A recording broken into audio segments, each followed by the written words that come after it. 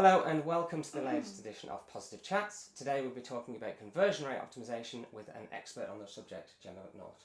Hello. So let's get down to brass tacks. What is a conversion rate and why do I need to optimize it? Okay, a conversion rate is the number of times your goal is completed over the total number of visitors times by 100 gives you a percentage. To optimize that, there are various ways, and I'll start off with the definition. When I first got into the industry, there wasn't even a lot of information on conversion rate optimization. If you Google it now, you'll get swamped by it. So the definition, as Google tells it, it breaks out to creating an experience that makes it more likely for users to convert to complete your goal. And what's interesting about them using experience is there still seems to be two schools of thought in CRO, conversion rate optimization, and that is that the first experience is the controlled environment you create.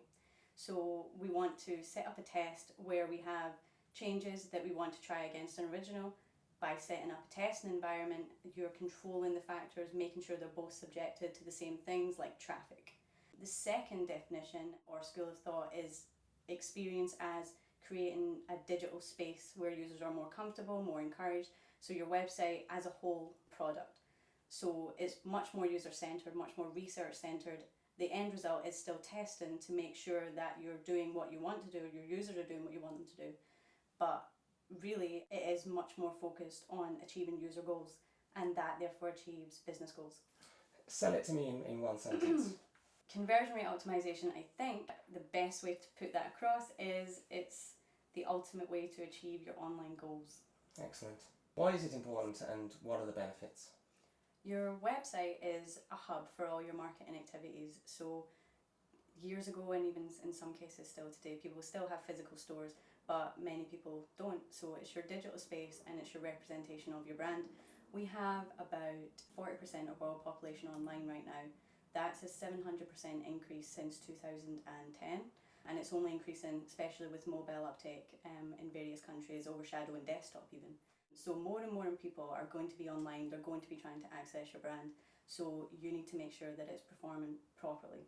Google is, you want to keep them happy, as you know, is all for optimization. With Panda and Hummingbird, that has been going through the internet, stripping down pages that are low quality content or not delivering on promises. With optimization, that's exactly what you're doing. So you're keeping Google happy, so it's going to help your SEO rankings as well. They have also just started recruiting for manual researchers, so it's not even just going to be algorithm anymore. There's going to be actual people going through the websites, making sure that they're up to scratch.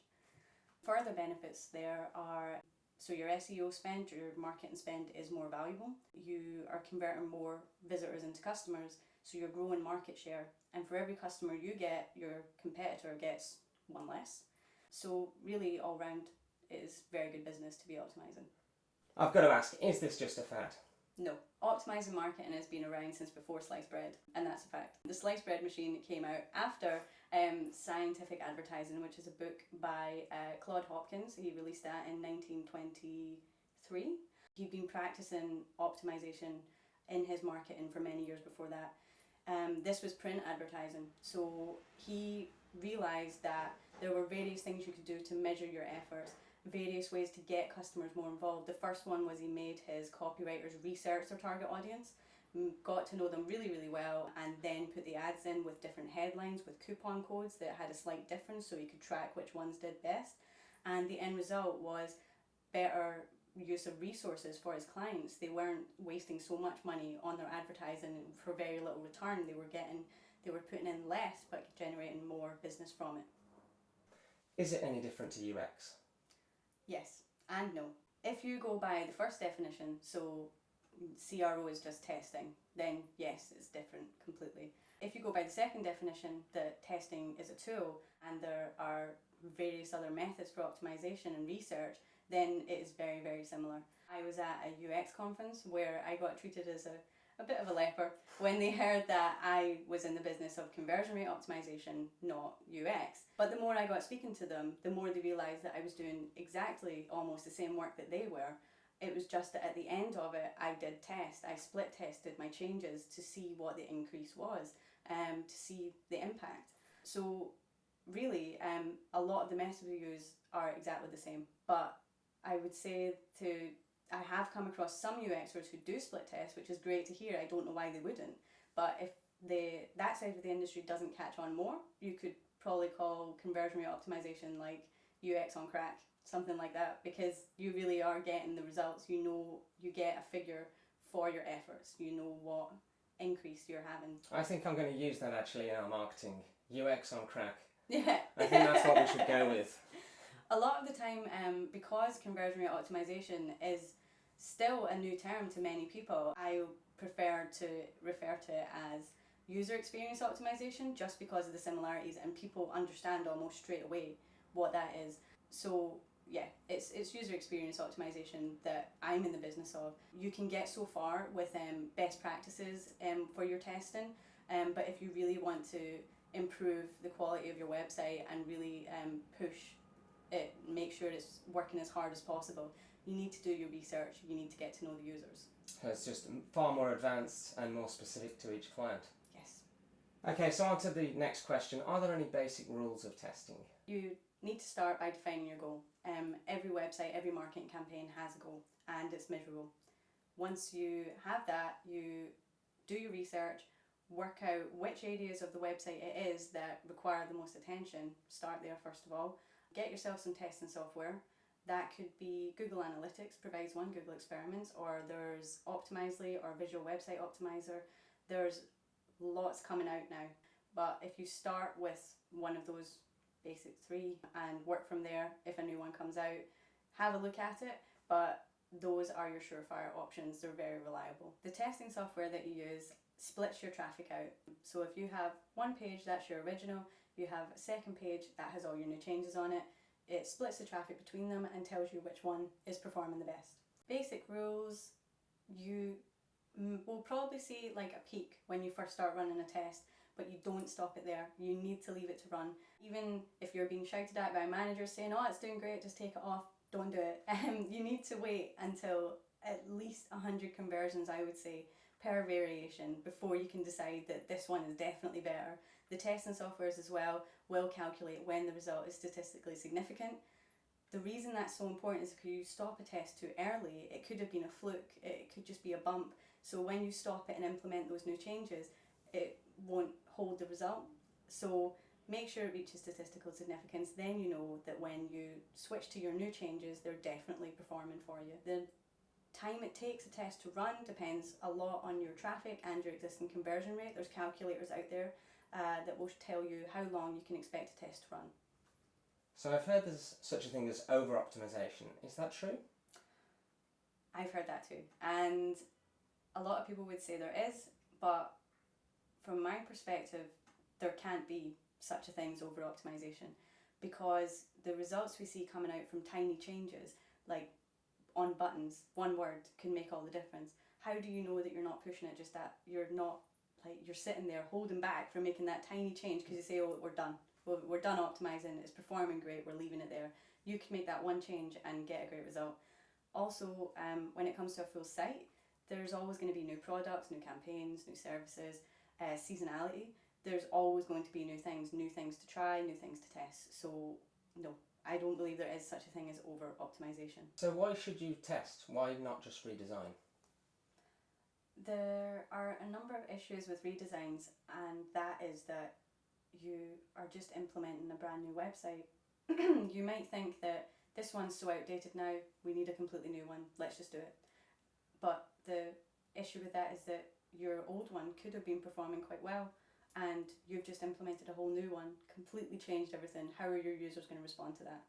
So one way to look at it is you want to buy a new car. The one you already have is a bit outdated, maybe it's not working as well, so you've decided to upgrade. You go to the car dealership, you're going to take that car for a test drive, you're going to make sure that it is better than the one you've already got. You don't want one that's worse.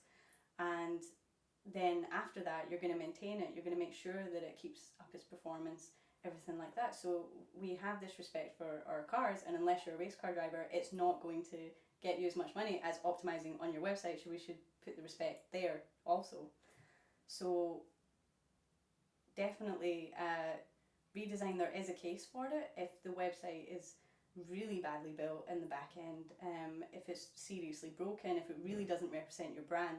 But even then, you can still do all the research. You can still find out what's important to your users and then use that, apply it to the new website, rather than just starting from scratch, ignoring everything that's gone before, which a lot of people are still sadly doing. But with testing, you really are limiting the risk. Like, it is a test, so you are putting it in this environment that makes it safe to take risks and to make big changes, which is, if you really want to redesign your website, you can get to that point anyway through optimization. So I've got to ask, what is the most surprising change that's led to the most impressive result? For me, it's hard to pinpoint just one, but my favourite are the small changes, the headline, the colour of a button, adding a testimonial. The results you can get from things like that are phenomenal, really surprising, and those are great tests to do when you're just new to optimization, because it really shows you what can be achieved. So there are several case studies out there for increases like that are really, really tiny, where you haven't had to redesign a whole page. It's not a big build. We have one on the Render Positive website right now, that was with Social Workshop. We had to work with an existing pop-up, normally always a bad thing, and use that to generate newsletter sign-ups for them. The content stayed exactly the same. There was nothing new added. It was just reordered. We re-emphasised stuff in the headline that wasn't before. We reordered the buttons that were already there. Those small changes led to over a 500% increase in their newsletter sign-ups. So those for me are the most surprising, because it's minimal effort, and they were shocked themselves that something so small could yield such a great result. So every client wants to know, are there any universal quick wins they can implement? There are best practices that you can implement, and if someone in your industry has a case study and they've got a great increase on changing a certain part of their site or adding a new tool, you can try that, but I would say no, there are no quick wins, because you need to get to know what your audience wants. Just because a competitor of yours has done it does not mean it will work on your site. If that was the case, every e-commerce site would look like Amazon. So it doesn't work like that. The best way to look at it is that following a rule of website equals true. So we have T, and that's trust. That is a really overlooked factor on a website. When your users come to you, they have to trust you. You have to look like you know what you're talking about, and that includes presentation, layout, imagery, the content. Going on to R, so that's relatable. You have to answer why the user should pick you and not go to your competitor. You have U, that's usability. Make sure nothing's broken. I suppose if there is a quick win, it's if something's broken, do fix it. Yeah. So a lot of people haven't even been through their own website to make sure that the steps on their user journey are easy to complete and there's no massive red flags. So it takes someone like me coming in with a fresh pair of eyes to go through that and point that out to them. But they could have gone to someone in their team for that small bit where they just have a fresh pair of eyes looking over it for them. E is engage. So you want to give the users a really clear next step. If they're not ready to convert and complete your goal there and then, you need to find a way to hook them in so that you can get them back to the site again, whether that's social or newsletter sign up, anything to get them interacting with your content. You talked a lot about research, but what are the tools you should use to carry out a CRO audit? The first place I go to is the analytics.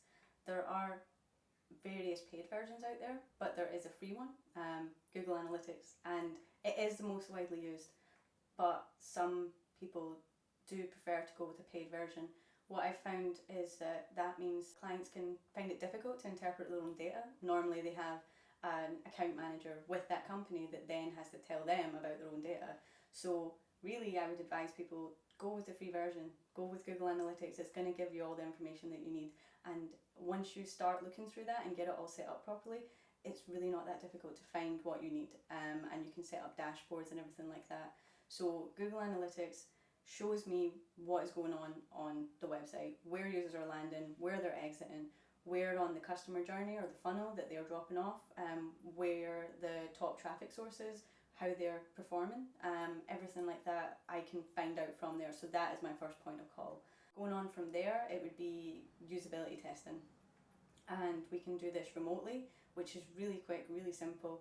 Usertesting.com, I think it's a 4-hour window, and you're going to have results back, and that's real users from your target audience following a set of questions, going through your site, and they'll flag up any areas that they think need improvement, or you'll be able to see when they hit any difficulties. There's also being able to do that in-house. That is more difficult. That means that you have to set up a laptop, get the recording software, everything like that. The reason that I'll mention the kind of in-house version is because it transfers over to mobile, and there's a lot of applications coming out now where, yes, you can still do it remotely. You can get usertesting.com to do a mobile test, but when it comes to mobile, you really want to get out into the field. You don't want someone sitting at a desk doing it. That's not how most people are looking at their mobiles. So go out and have a look for mobile app testing software if you want to do that. What else would I normally look at? Page analytics. We have eye tracking. There is a really good service called Icon, and that has created an algorithm that will analyse a web page and show you where a user's eye is drawn to on that page. That can be a pricey option if you're a small business. The other option would be 5-second test. It's where you upload an above the fold version of your web page, ask a few questions, users get to see it for 5 seconds, they come back with answers. Best questions to use are stuff like, what is the brand, who are they for, what was the next step on the page, was there any way to contact them. Really, you want to make sure that the first impression is good, like just with anything really. So Icon and 5-second test will give you that information. And going on from there, surveys is an amazing way to gather feedback from your users. You can either do that on site with services like Qualaroo, or you can do it through email with stuff like SurveyMonkey. And one of the good things is everything I've just talked about, so the surveys, the page analytics, also ClickTail, Crazy Egg for tracking clicks, have been kind of rolled into one now by some platforms. So we have stuff like usability tools and Hotjar, and these are great because you've got your URL, you put that in there, and then you have all these options of how to analyze. So those are really, really useful, and it means you don't have to keep logging into different services. They're all in one place. So the big question, is CRO necessary for every website? Yes. We've spoken a lot about the e-commerce sites, but should smaller, lower traffic sites use a CRO? Would that benefit them?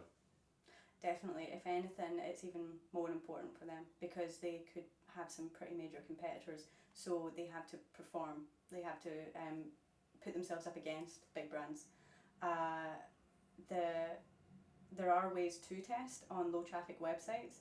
There's things like focusing on micro conversions, so click-throughs rather than end goal. We can also test really big changes, so going all out, testing site-wide, so that we use the maximum amount of traffic to reduce the time a test would take. We can split the traffic differently, so when you would normally run a usual A/B test, it's 50% traffic per variation, but we can maybe make that an 80-20 split to the new variation. That's also really useful because it just shows you automatically if the page is going to do any good or the change is going to do any good. You don't want to put a change live that's going to negatively impact your business, and that is a really quick way. Even if it doesn't reach full significance, at least you're trying to do your research. And also the research, there's nothing stopping them from going and doing their homework, finding out what it is that their users want, because that is going to benefit them. Even if there isn't enough traffic to test, or they don't want to make the time commitment to it because it might take a while for it to complete, if you do the research and let that influence your changes and your updates, you're going to be going in the right direction. Everyone has a smartphone these days. Do companies need a separate strategy for mobile? That has two sides to it. So there is a shift now towards responsive design, which essentially means it displays differently, but the content across should be the same. or there's still people who have mobile websites and desktop websites. If they have mobile websites and desktop websites, the strategy is going to be completely different. If it's responsive, changes are transferable, but obviously we're working on a tiny canvas now, so it has to be finger friendly. You have to consider that the person is not sitting at a desk. The general setup of a computer is desk, chair, screen, keyboard, everything like that. On a mobile, you have so many distractions around you. It can be very time sensitive. You might just be on a train.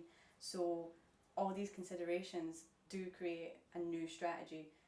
While content should be accessible on both mobile and desktop and tablet, it's how we access it, how we prioritise it that needs to be different.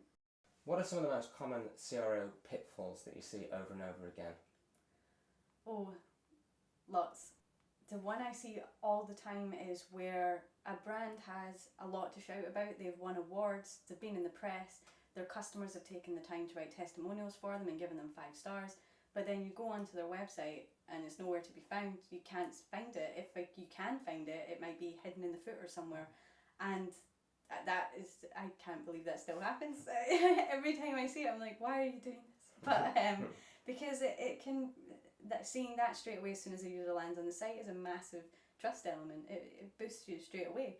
Other things is using jargon. So if you think that your website is industry specific, it's very targeted, so you use a lot of jargon in there.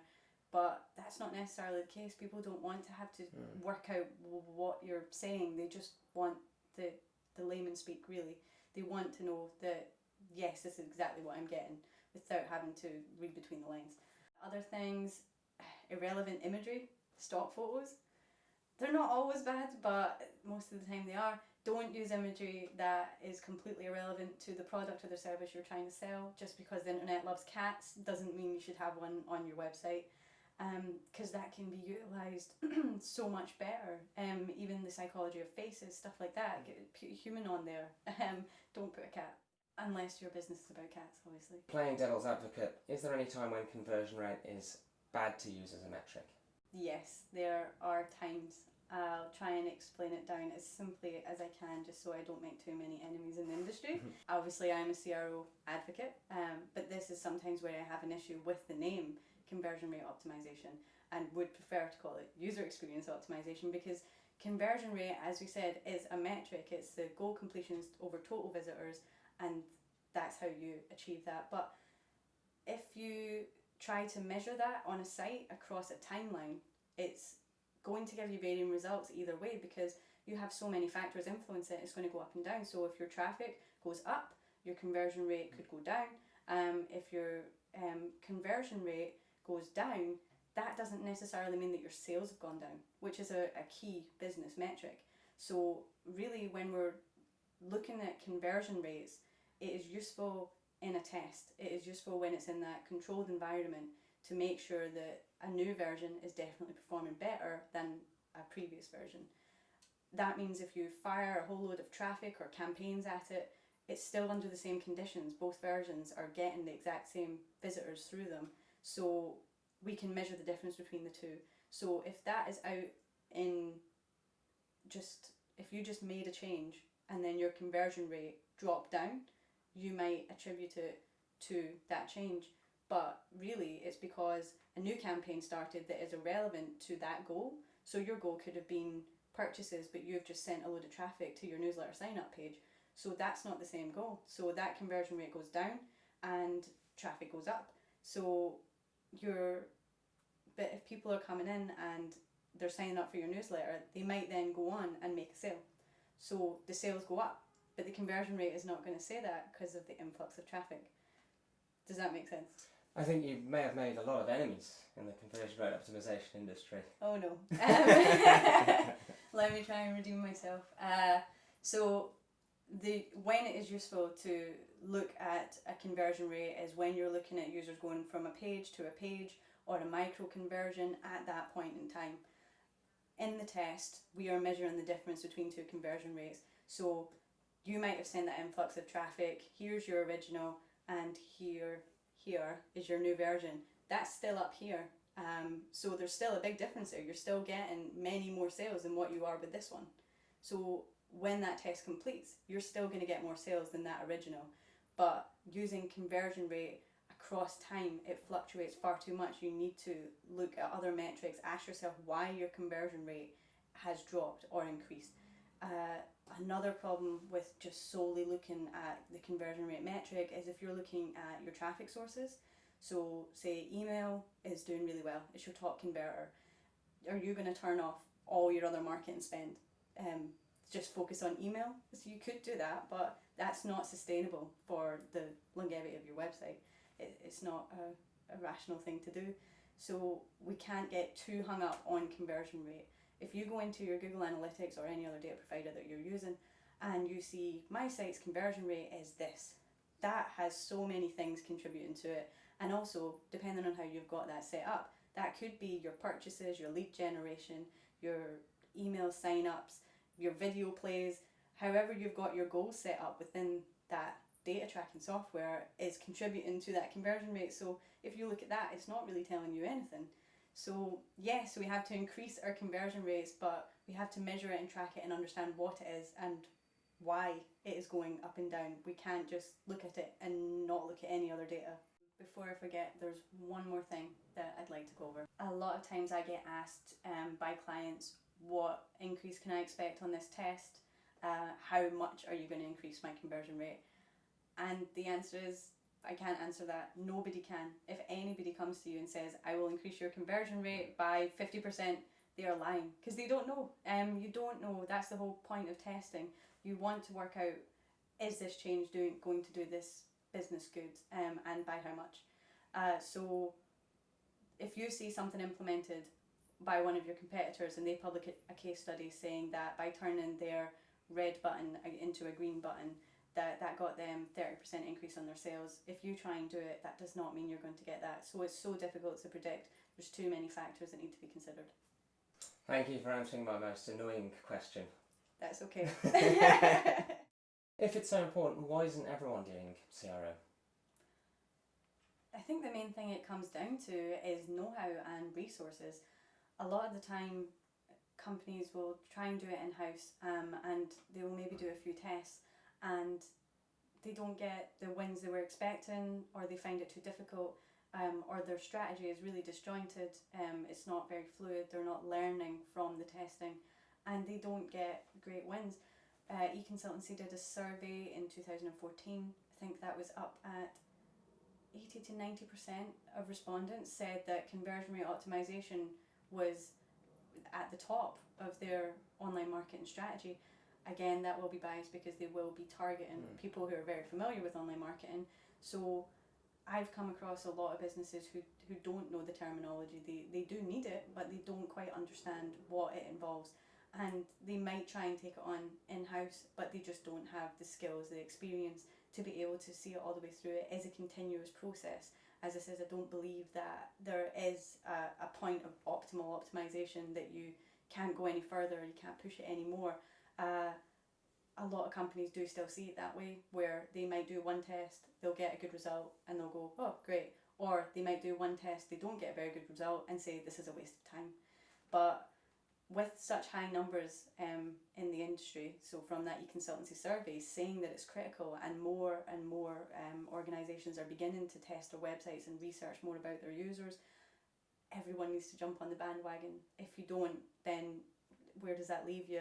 Especially if Google is now trawling through, wanting to make sure you have the highest quality content, and if you don't, they're not going to rank you as high, so that then has an impact on your traffic. So really everyone needs to be taking a serious look at their website and doing everything they can to make sure it's working as hard as possible for them.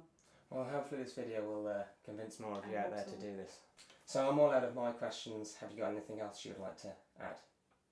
As a final word, I think I'll leave you guys with saying that we need to remember that it is all about our users.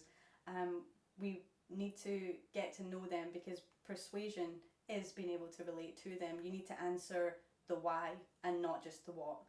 We need to think of our websites as those digital spaces, as a 24-hour representation of our brand. We want to make the experience for the people who come to visit us as seamless, as easy as possible, and as persuasive. So really, yeah, go out there, do your research, do your testing, measure everything, and good luck. Thank you very much for your time, and that was a wonderful hat.